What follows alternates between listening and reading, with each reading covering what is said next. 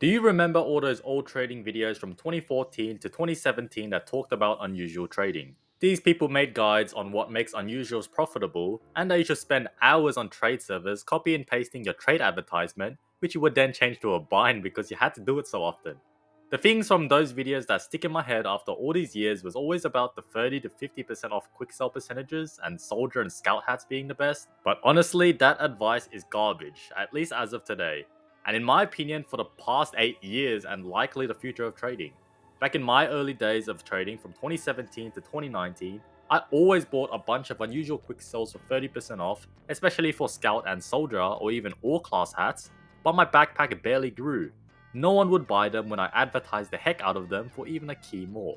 So why is it that these YouTubers had success in their trading series, whilst my experience with their advice completely flopped?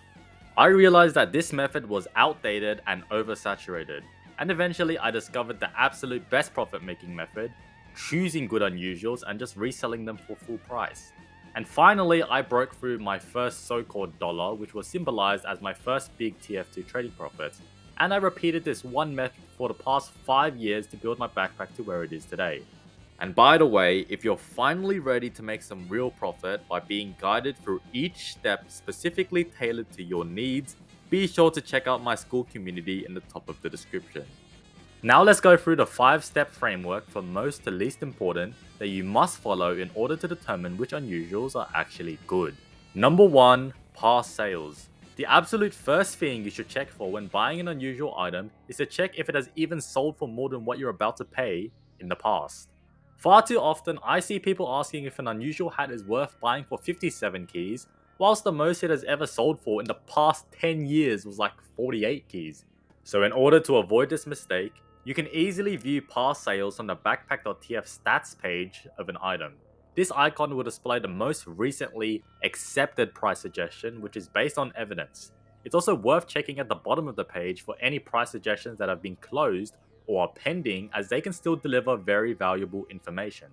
For instance, actually clicking into the price suggestion and skimming through the notes to see that the unusual sold for X amount of pure is very important, as it's likely that it could actually happen again. And bonus points if you find that the latest sale was in the last 6 months. This is what we call a recent sale, and it should still be an accurate full price estimate. Between 6 to 24 months I think can be somewhat accurate, but longer than 2 years old or an unpriced unusual must utilize another price checking method, which I will discuss later in this video. And there you go, you now know how to see if unusuals you are about to buy have actual proof of being capable of selling for more. But this on its own is not enough, as you do not know if it's actually worth your time and resources being put into one thing to make you your profit. And that's when we move on to number 2, profit margin percentage. Sure, you can flip a 100 key unusual for 102 keys by following the past sales method, but can you really justify the 100 keys and several months you're investing in order to yield a 2% return? If I bought a 100 key hat with 20% profit margin, I make 20 keys profit after selling. If I bought 6 different hats using 100 keys with an average profit margin of 30%, I make 30 keys after selling them all. Regardless of how I spent my keys, the profit margin percentage is extremely important in yielding the greatest returns. And in spreading my keys across different hats rather than just 1 or 2, I can keep a cycle of buying and selling instead of sitting on the same thing for weeks without much activity going on. I experienced this mistake recently as I bought a Demon Flame Brown Bomber for 1,700 keys off of another trader just because I kind of wanted a nice Halloween unusual to play with and thought I could take my time flipping it to use up my keys. 4 months after purchasing, I ended up selling it for 1,878 keys, which profited me 178 keys. That sounds good initially, but the math tells a different story. That's only a profit margin percentage of 10.47% after 4 months. If I had spent the initial 1,700 keys on various items between 15 to 30% profit, I would be making probably around double the profit in the same time frame, which would be roughly 350 keys profit in comparison to my 178 keys profit. And as I sold some stuff, I could have bought even more items to resell in the same 4-month window as opposed to sitting on the Demon Flame Brown Bomber for so long with no offers. My opinion is that any item you are wanting to resell for full price should yield a minimum of a 20% profit margin whilst any item that you're looking to re-quick sell should yield a minimum of a 5% profit margin. To find the profit margin percentage, we simply take the price you sold it for divided by the price you bought it for times 100 minus 100, then round the number to 2 decimal places. So for example, I bought this hat for 58 keys and sold it for 81 keys. 81 divided by 58 equals 1.3965517214. Then take this number and times it by 100 to make it 139.655172414. Then subtract 100 to convert it as a percentage, making it 39.655172414. Now round it to 2 decimal places, making it 39.66% profit margin. And it's also worth mentioning about maximum profit margins. This simply uses the same formula. However, instead of using what you're about to sell it for, we instead substitute that with the lowest current seller that you have to compete with. And this makes sense because it's pretty much impossible to sell an unusual for more than someone else who is selling it for a lower price. So for example, I bought an unusual for 19 keys and the lowest other seller is at 25 keys. 25 divided by 19 equals 1.31578947368. Times 100, 131.578947368. Minus 100 equals 31.578947368. Round to 2 decimal places equals 31.58% maximum profit margin. But keep in mind that this is the maximum profit margin. It's impossible to sell an item for more than this amount, and therefore the minimum value should be way more than 20%, preferably pushing into the 35 to 40% region at the lowest. The reason for why this is important is because you can automatically cancel out if an unusual item is worth buying or not based on if it's profitable and if it's possible to sell it for that amount. And there we go, we learned how to calculate your profit margin percentage of unusuals, which should be a minimum 20% for reselling for full price and 5% for re-quick selling. And also we learned how to calculate your maximum profit margin percentage, which calculates the gap between the amount you pay and the most you can possibly sell it for, which should be a minimum value of 35%. And these are the most important quantitative values that you should look for, but now let's move on to more qualitative features. Number 3, aesthetic appeal plus sister effects. I've lumped them into one step as both apply to unusuals that lack recent past sales. Aesthetic appeal is the sole reason for why people will even consider buying your unusual. It simply asks, how good does the hat and effect look in my loadout? From my experience, how good the effect is comes first, and then how good the hat looks comes second.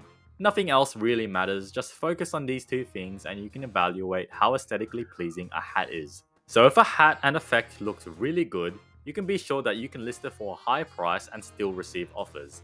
If a hat and effect look really bad, then you can test the waters of getting extremely good offers you will receive by initially listing high, but then expect to make some moves if nothing happens. And then we have sister effect price checking, which I've made a full guide on here, but to keep it short, it compares unusual effects that look identical but have different color variants on the same hat. So if you determine the price of a sister effect which looks almost the same as a hat you're trying to price check, then the prices should be reasonably similar. And these two elements of aesthetic appeal and sister effects are crucial in determining the prices of unusuals which lack sales and sellers in order for you to judge whether or not the unusual you're about to buy is good or not.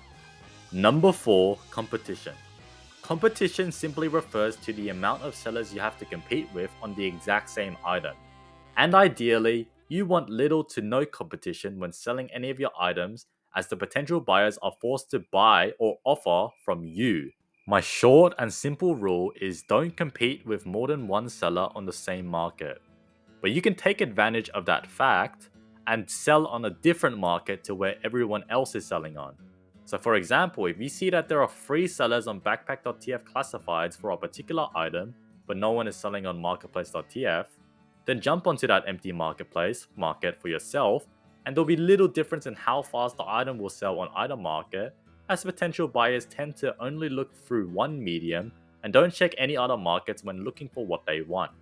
So basically, try not to compete with more than one seller on the exact same market on any kind of a liquid item, and change markets to an empty one if you face too much competition. Number 5, buy orders. So buy orders can indicate 2 things which have a strong influence on whether or not an unusual is good. One is the buy order safety net, which is simple to understand. The closer you buy an unusual to buy orders, the less risky that purchase is, because if all goes wrong and you must re-quick sell, you can mitigate your losses by dumping straight to the highest buyer. The next thing buy orders do is inflation. Inflation in TF2 simply means the price of something going up. But the problem in TF2 is that inflation is mostly not caused by supply and demand, but rather trading bots overcutting each other on the backpack.tf classifieds. They're not supposed to be worth a certain amount, as no one is willing to purchase it, but it just is that way because of the way trading bots function with automatic overcutting on buy orders. And owning an inflated unusual is bad because 1. Pretty much no one is willing to pay the high price, and 2. Quite literally any day, every single bot buy order can disappear because they have to eventually, or else they'd lose a significant amount of profit themselves. That would mean for you, your buy order safety net has disappeared, and you have just overpaid a crap ton for a crap unusual. And that's all I have to say for what makes unusuals good in TF2. In order to determine if an unusual item is good, you need to check past sales, profit margin percentage, aesthetic appeal and sister effects, market competition, and buy orders. Remember to check out the premium school group and free Discord server in the top of the description. Make sure to like, subscribe, turn on notifications, and leave a comment on your experiences with unusual trading in the comment section down below, and I'll catch you next time. See ya!